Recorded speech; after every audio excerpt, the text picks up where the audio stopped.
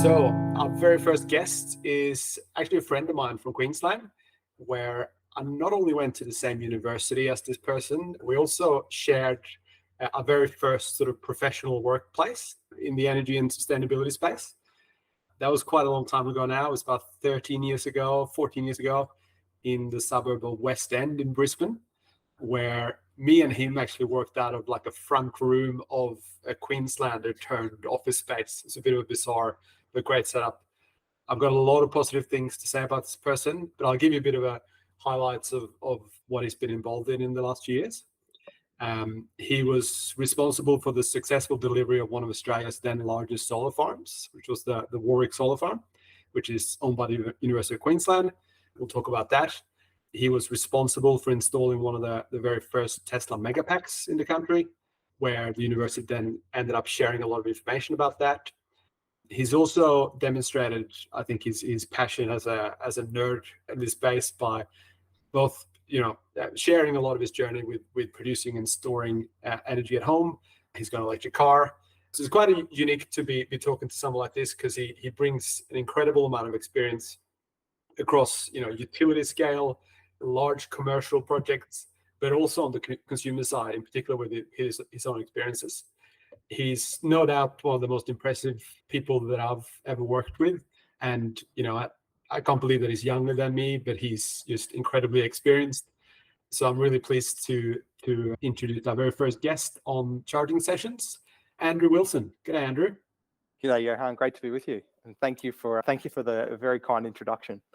No problem. It's pretty easy to do the kind of introductions to someone like with your background. Obviously, you've got a lot of pretty impressive experience. I've been very lucky to have a very interesting and diverse career over the last sort of 15 years or so. And I often say to people, and you and I are in the same boat, we started our careers at a similar time, that we were so lucky that, we were one of the very early waves of people coming into this industry that didn't sort of really exist when we started our careers, right? So we sort of, we didn't have to compete with some hierarchy of like, if you're an accountant, you've got to do your sort of 20 years before you work up the ladder. But, Sure. It was all such untrodden ground when we started our careers. So I think, we both have been very lucky to see and do a lot of things that we could have probably never imagined, 5 years ago, let alone 15 years ago, that we'd be working on today.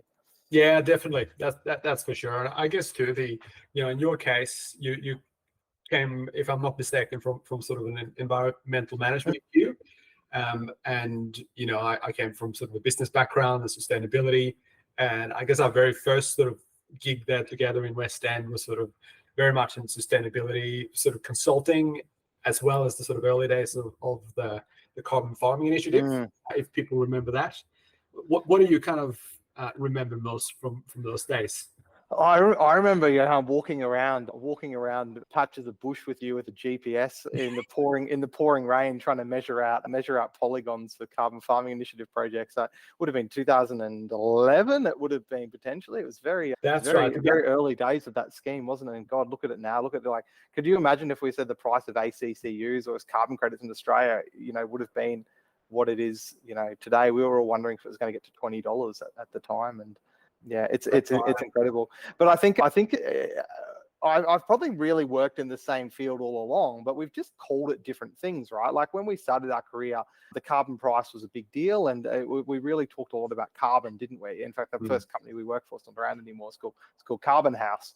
But what we were really talking about then was decarbonisation, and a lot of decarbonisation. The reality of it is in Australia is related to electricity generation and heavy industrial usage. So many of the whether that be transport emissions, electricity sector emissions as well. So a lot of those same things we're working on, we're still working on today. We just don't really necessarily call it carbon anymore. We call it the energy transition or transformation or whatever it may be. But a lot of the themes all along, which is going from dirty to clean, is been the consistent throughout, I think.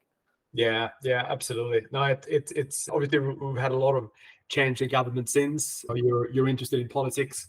And I think, in particular, the energy policy in this country has left a lot to be desired for. Obviously, we've had a lot of developments recently in that front, which is great.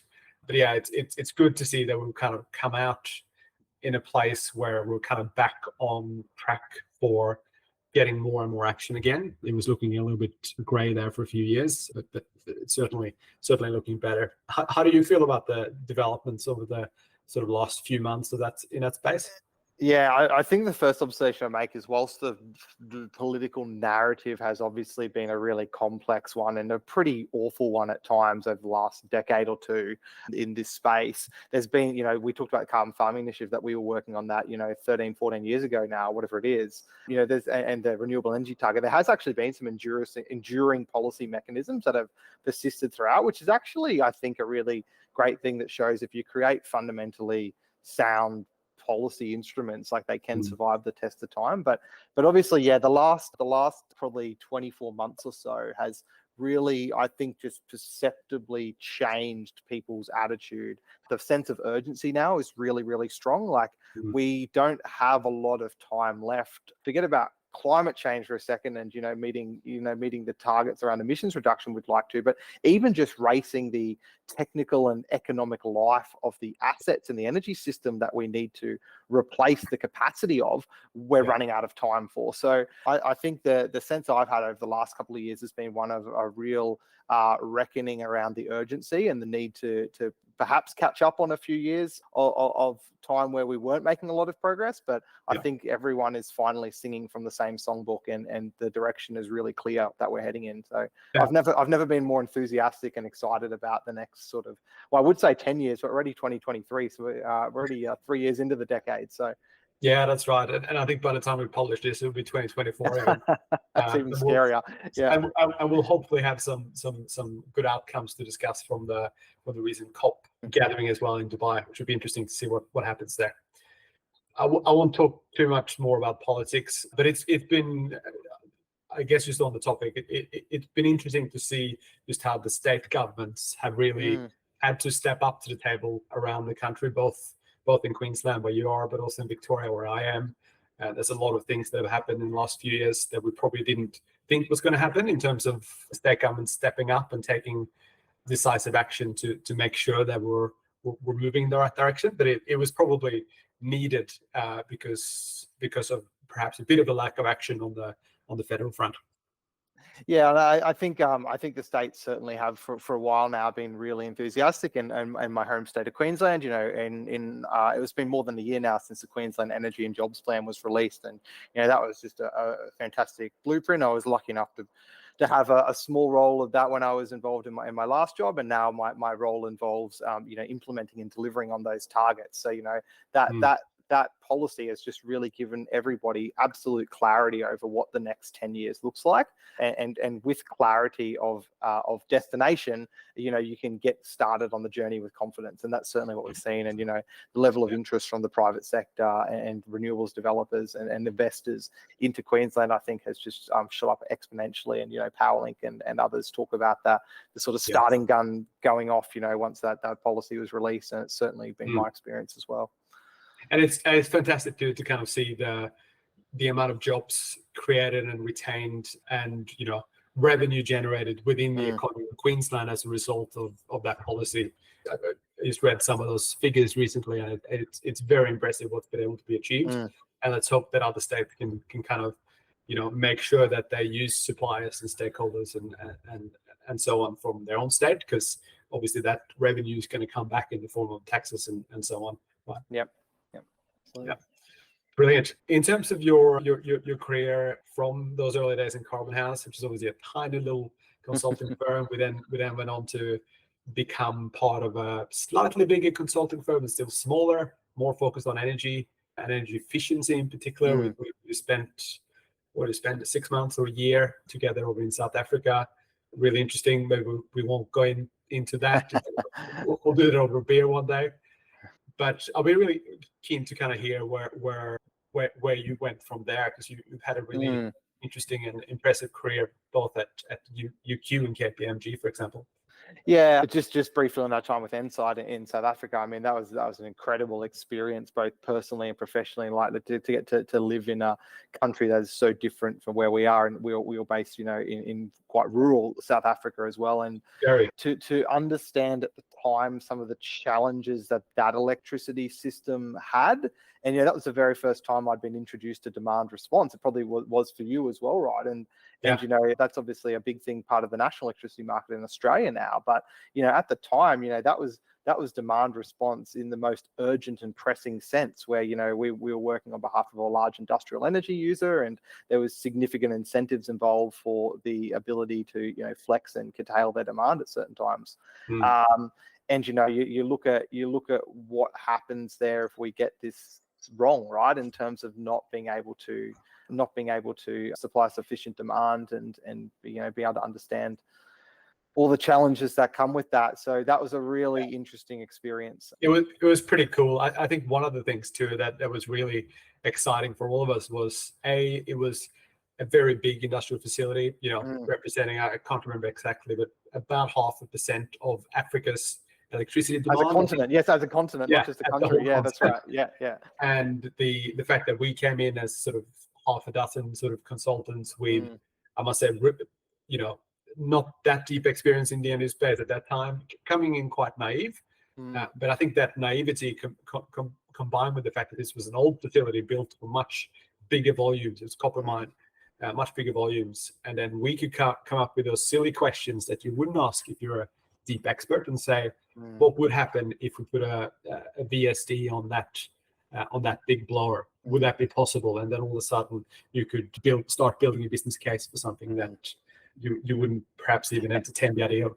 Yeah, and I think this sort of does segue into what I went on to do next. But I think the other thing that was a big observation for me about my time there was that the reason that program worked is that we didn't show up for 2 weeks, write a report, and then bugger off. I wasn't there for as long as you were, but the team was embedded for a number of years, effectively living on site or living in country to deliver on those recommendations. So I think that was the first lesson for me, was around when consultants and others can write reports and they just go on a shelf to collect dust, and that is the course that gravity wants to take you in for a project like that. And that to me was the first sort of learning where the challenge is in the whole energy transition, not just in that example, is that the challenge is in implementation, right? You can have the best idea in the world, it can make the most economic sense, but there's 100 different barriers, whether they be people's personalities or health and safety concerns, or some technical concern or some operating conflict that the idea comes up with.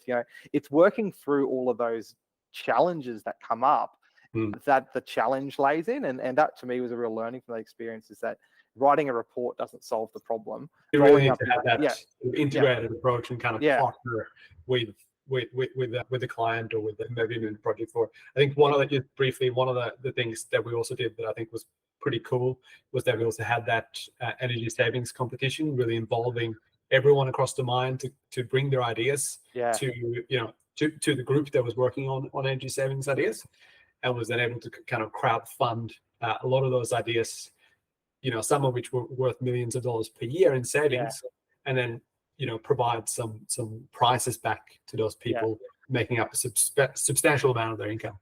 Absolutely. I do have a vague recollection of some really cringeworthy slogans and logos and mascots from that campaign as well. But that's we'll see if I can find something. We can add it in post production.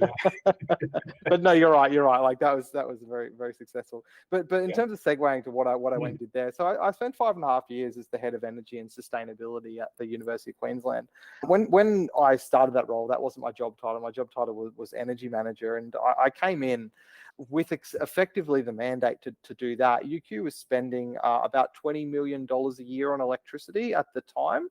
Very, people think of UQ as a bunch of, academics and students and stuff, but it really, UQ was running a series of cities, like the St. Lucia campus was as large geographically as the Brisbane CBD. It had everything from a post office to an art museum to a hairdresser to, level 3 containment laboratories where they work on anthrax, so it had these really, really interesting challenges around. It wasn't just a place where academics and students went to hang out. It was a very complex ecosystem of energy consumption, and very expensive, right? Every dollar that UQ spent paying its utility bill is a dollar that they couldn't put towards what its actual core business is, which is teaching and research.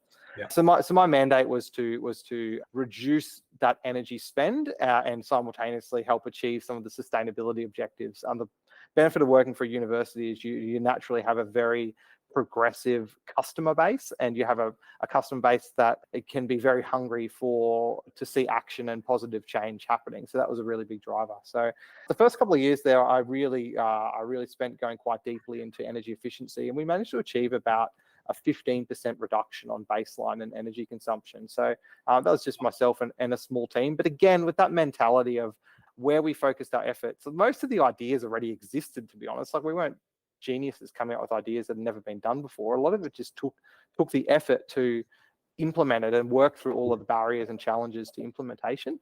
So really, really proud of what was achieved there. And that was with an average payback period of certainly less than 5 years, 3.5 years or something like that. So a really successful program. And I recall a few of those projects hitting the newspapers too throughout that time. Like, I remember you doing quite a, we'll talk about the mega packs and the big solar farm, but you also did something pretty impressive around a big chiller as well, right? Yeah, we did a lot at I mean, 70. I can't remember the exact numbers, but HVAC was a huge part of it.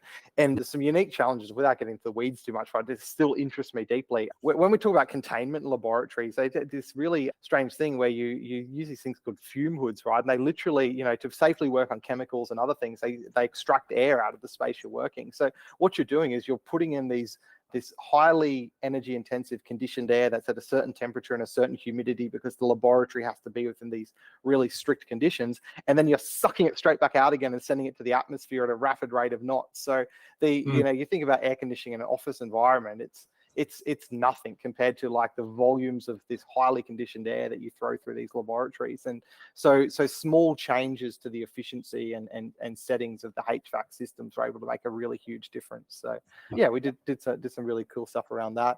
Managed to take the art gallery from being one of the most energy efficient buildings on campus to one of the best. It turns out that artwork needs to be kept at really precise, temperatures and humidities. Again, you wouldn't, something you don't really appreciate until you get involved in it. It was actually the most energy intensive building per square meter on campus. It's worse than any of the laboratories or anything like that. So there's a range of things that were done there, and it reduced the energy consumption by something like 80%. And not electrification per se, because it was already using electric duct heating, but to provide some of the humidity control, but changing to hot water coil. So it was using a heat pump to provide some of the heating required rather than electric element. So straight away that's a 3 or 4-fold increase in efficiency just from converting to heat pumps. Yeah, brilliant. Now let's turn to the rolling out the mega packs. I remember following this closely with interest, because it was sort of one of the first, certainly of its scale in Australia at the time. Can you tell us a bit about that, what that journey and process? Yeah, so it's probably a few bits. They're actually power packs around. They were okay. So Tesla, Tesla doesn't make them anymore. It was this very sweet spot in time where they had the power pack, which I can't remember now. Maybe it was 250 kilowatt hours per pack. So they were much smaller and more modular than the mega packs currently are. So yeah, there was 10 of them, and it was 2 megawatt hours. So there must have been 200 kilowatt hours each. So I think we probably need to talk a little bit about the Warwick Solar Farm first and what that meant for you. Yeah, sure. And why this is a bit of a sequential journey. So we'd put all this effort into energy efficiency. We knew that we were reaching sort of natural ceilings, right? Like, businesses still take electricity to run, right? And complex businesses like UQ take electricity to run. So we knew we were reaching a natural ceiling. So we started to think about what is the supply side of the equation. And, we thought about power purchase agreements, and, that was starting to come into vogue at the time. But UQ had a lot of experience with solar previously. Had the biggest solar farm in Queensland for a number of years. The Gatton Solar Farm was 3.5 megawatts.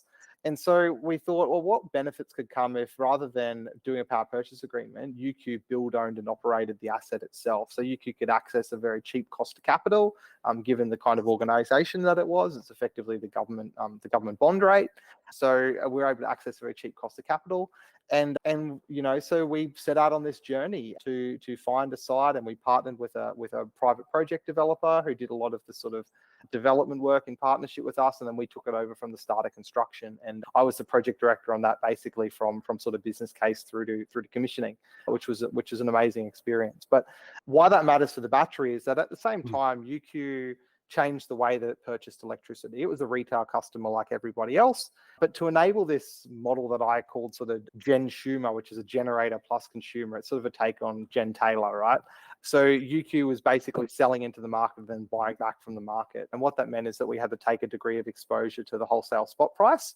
And then with that, obviously, came a degree of risk management that needed to occur, but also opportunity, right? So this is where the battery comes in. We could arbitrage, right? We could buy low, sell high. So we had a series of LGCs we'd accumulated over the years from our rooftop solar. Yep. They were worth about $87 at the time. That was right near the ceiling price. And I made the case to management. I said, these things are never going to be worth any more than they are today. Like, we're pretty well at the ceiling price. We should sell them, but please let me invest the money in a battery, which is going to unlock these other things for us instead. And got approval to do that, and built the Tesla Megapack, so Power Pack on campus, which was at 1 megawatt, 2 megawatt hours at the time, which I believe was the biggest battery in Queensland. God, you're testing me. Back when? You're testing me now, Johan. Maybe 2018. Maybe. Yep. You're testing me. It's amazing, right? The sort of the scale that we've seen since, right, across the country.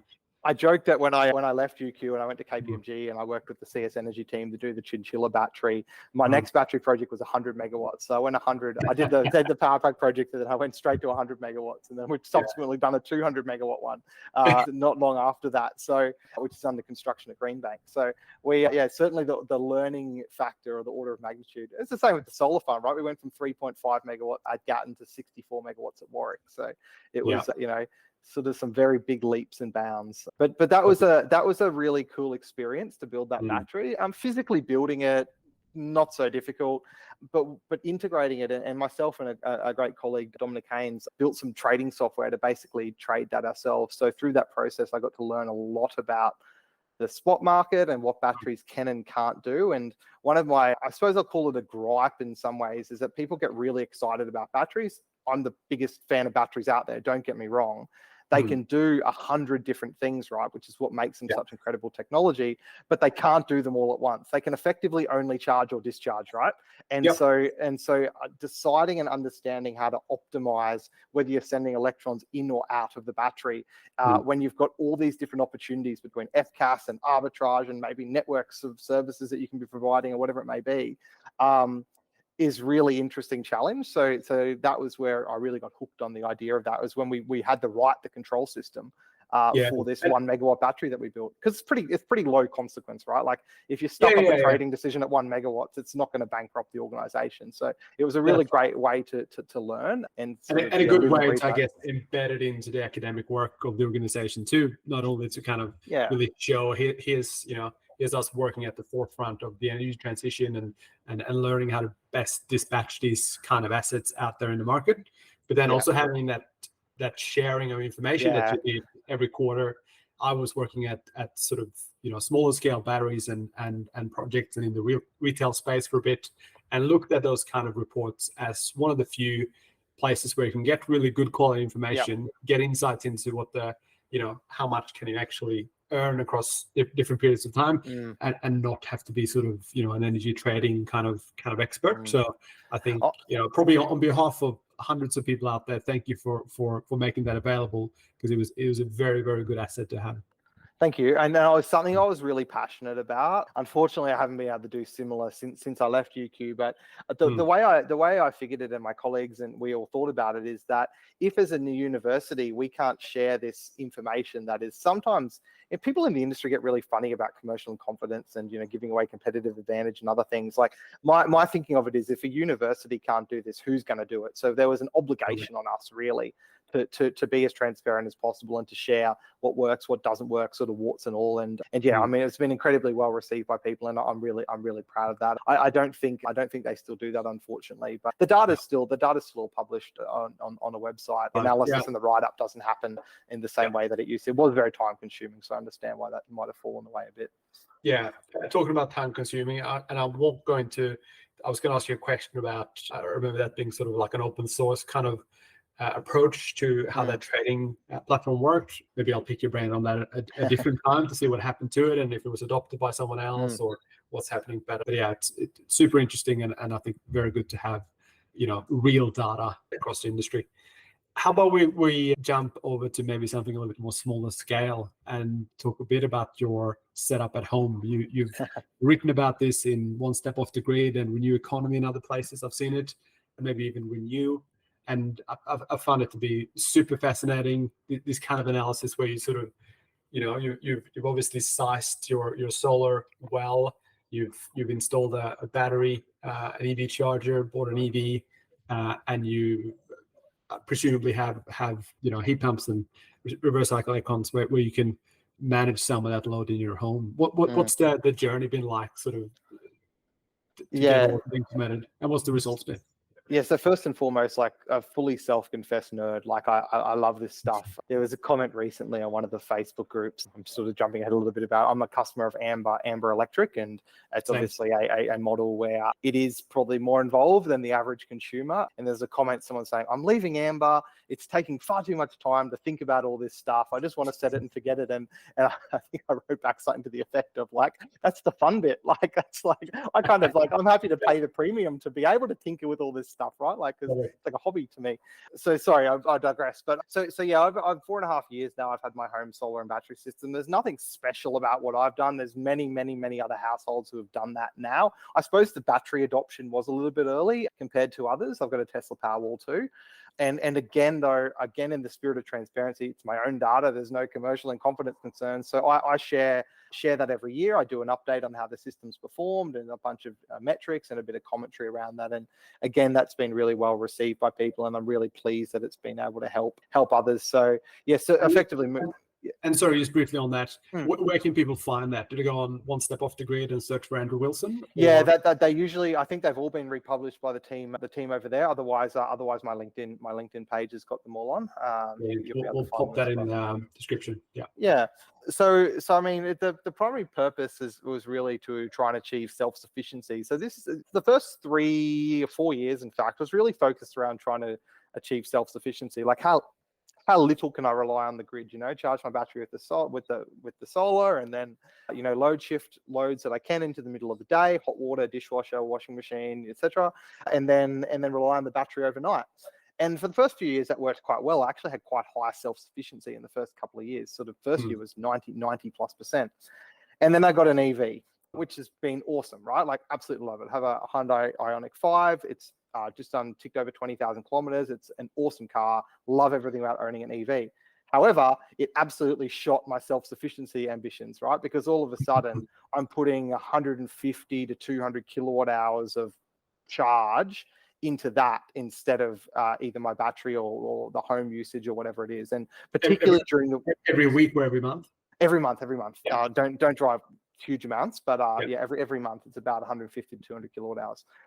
Particularly during winter, it's really problematic, right? Like, and you think, I live in Queensland, it's really sunny, but there's still actually really reduced irradiance and shorter days in winter. So it's really challenging. So last year, my self-sufficiency was something like 60 something percent. And then that got me thinking. There's actually a few conversations that happened on LinkedIn about my last article that got me thinking to say, I've been thinking about this all wrong. Who cares about self-sufficiency, right? Like, self-sufficiency is like it's a noble idea, but it's not really what the modern energy system involves. And that's when I sort of re-looked at Amber Electric. I'd looked at them and sort of written them off earlier, because what does it matter if you're self-sufficient? You don't want to buy energy from the grid. Why do you want some spot price exposed plan? And then I sort of really completely changed my mindset to say, like, well, no, I actually want to be trying to run my household to run in tandem with the energy market as much as possible. And what I mean by that is to put on load when prices and demand is low, and to take load off when prices and demand is high, and ideally to sell back energy when prices and demand are high. And before this year, I'd never actually sold energy from my battery. I'd always use it for self-sufficiency purposes. So, but I now actively trade my battery into the spot market every evening. Not my whole battery, or maybe about half of its capacity, and I leave enough to sort of get through until the early AMs. But it's just a completely different way of thinking about things, which is like I don't think for most households with an EV and an electrified household, it's actually going to be possible to produce enough energy week in, week out, particularly through seasons with your own PV. So it's now then a question of how do you work in tandem with what the grid is doing to be able to minimize your impact on the grid and achieve that at a really low cost. And I'm very bullish on the idea that if you optimize your loads around what the wholesale market is doing, the cost that you're able to achieve could be substantially below any of the sort of market offers that are out there. Totally. Yeah. Super interesting. We could probably talk about that one for ages. I'm just mindful of time. Maybe I'll finish off on one more question that I had for you. Obviously, you've been in this industry for a while. So a lot of exciting stuff happening. We're really starting to gain a lot of momentum. What do you see as the most exciting developments in, I guess, both energy and e-mobility right now and over the next few years? Yeah, I'm not gonna say it's any sort of radical piece of technology. Before we start recording at home, we were speaking about the adoption of EVs and the fact that my parents-in-law just bought an EV. They're in their 70s. They are from rural Queensland and they just bought an EV as their next car, right? Which is just extraordinary, right? Like they are not the people that 2 years ago I would have said would have bought an electric car, but they drove ours and they've seen other people getting cars around the neighborhood. And so I think the fact, what excites me in e-mobility is that it's become truly mainstream. It is no longer a weirdo early adopter technology. No offense to Nissan Leaf owners, but it's not just Nissan Leaf owners anymore that are driving EVs. It's truly mainstream. So I think seeing EVs take bigger and bigger bites out of new car sales and everything that comes with that is really exciting. The other thing that excites me a lot, and I'm sort of banging on about this again, is just the more people, whether that be businesses or households, that see the advantages of participating more actively with the wholesale market excites me. And let me just say what I mean by that. If you're a business at the moment, you're paying a standard electricity bill, you're paying the same amount of money for electricity when prices are negative because the grid is swimming with renewables, as you are on a day where we're on the edge of rolling blackouts because we've got 38-degree temperatures and 3 coal plants have tripped offline, and we're actually you're paying the exact same rate for electricity. And in my mind, that's madness, right? Like that does not incentivize the right behaviors. So if we can unlock that flexibility, I've heard it described as forever and a day, generation has matched demand, right? That's how electricity grid was built. But we're moving into a world where what's going to have to happen is demand is going to have to match generation as we transition out of the thermal fleet into this variable renewable energy. So unlocking that through the right price signals and the right sort of changing the way we think, I think unlocks very low cost energy potentially for industries and consumers, but also will enable us to rapidly accelerate the energy transition. But it's going to require that paradigm shift. But it really excites me that the sort of the green shoots of that are beginning, and I think it's a long, exciting journey ahead. Absolutely, very exciting journey ahead. Thank you heaps for your time today. I think we've probably gone a little bit over time, but super interesting. We've got to have a follow up on this at some stage in the future.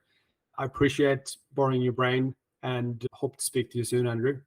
Thanks, Rehan. Thanks for having me on. Thanks, Matt.